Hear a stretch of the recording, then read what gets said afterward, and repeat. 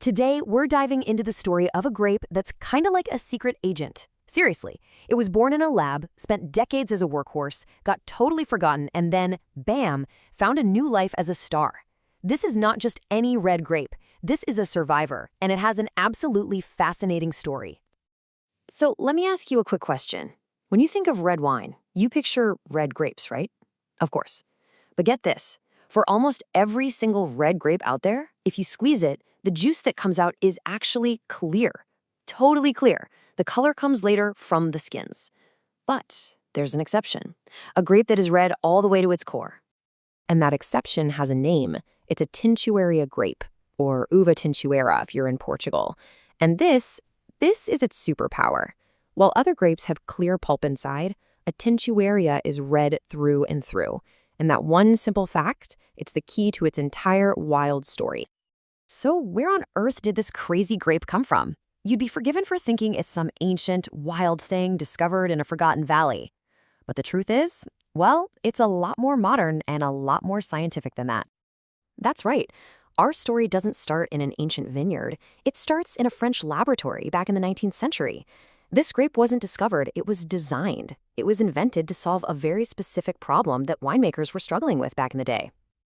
And you can see the whole dramatic roller coaster of its life right here. It all starts in 1866. A botanist, Alicante Bouschet, creates it with one single mission: add a ton of deep color to wines that were looking a little pale. And you know what? It worked. It worked so well it spread all over Europe. But then it became a victim of its own success. People only saw it as a coloring agent, a sort of additive, and it completely fell out of fashion. It literally took 100 years for winemakers, especially in Portugal, to finally look past the color and see the incredible grape hiding underneath. So how did Henri Bouschet pull this off? Well, he crossed two grapes, the very famous Grenache and a much lesser-known grape called Petit Bouschet. And you can see the results of his experiment right here. Grenache, on its own, is usually lighter in color, with softer tannins. But its offspring, Alicante Bouschet, is the complete opposite. It's incredibly dark, it's packed with powerful tannins, and it's full of these amazing dark fruit and spice flavors. It's like it took what its parents had to offer and just cranked the dial all the way up to 11. So after it was created in France, Alicante Bouschet set off on this long journey across Europe. And it was a story of just plain hard work, of being completely overlooked, and then, finally, an absolutely stunning comeback.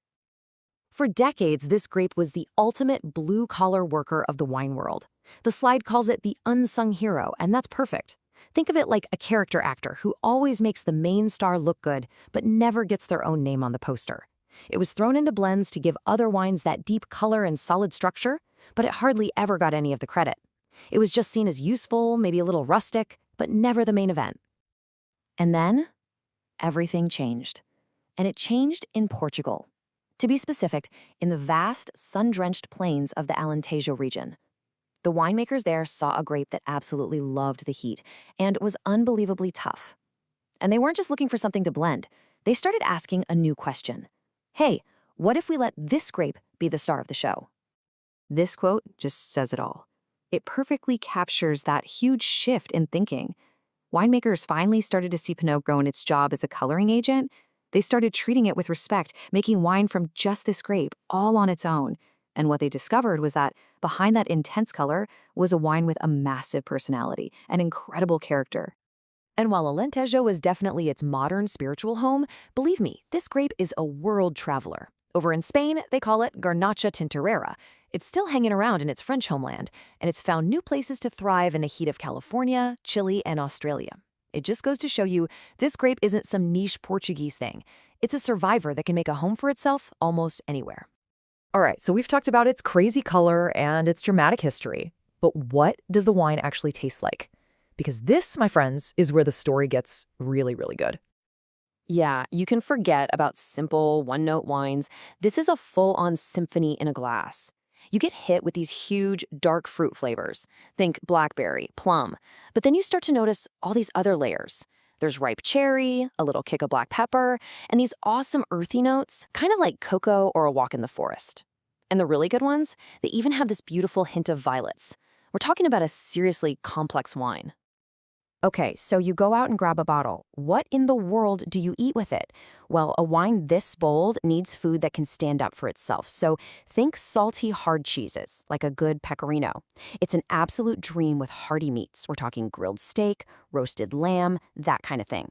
And it's fantastic with really rich dishes like a creamy mushroom risotto or a classic feijoada. And here is another one of its little secrets. This wine can age beautifully. Thanks to those really powerful tannins we talked about, a good bottle can just chill out in your cellar and get better for over a decade. And as it gets older, all that bold fruitiness starts to soften up, and these amazing, complex flavors of tobacco and leather begin to emerge. It's incredible.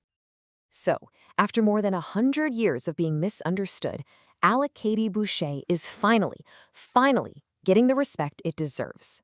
But what's next? What does the future hold for this amazing grape? Well, the road ahead isn't totally clear. It's still got to shake that old reputation for being rustic, and it takes a really skilled winemaker to tame those massive tannins. But the opportunities? They are huge. People are tired of boring wine. They want something with character, and this grape has it in spades. And maybe, most importantly, in a world that's getting hotter and drier, its natural resistance to drought makes it a grape that is literally built for the future. So there you have it. From a lab experiment to a forgotten workhorse to a rediscovered superstar, the journey of Alicante Bouschet has been just incredible.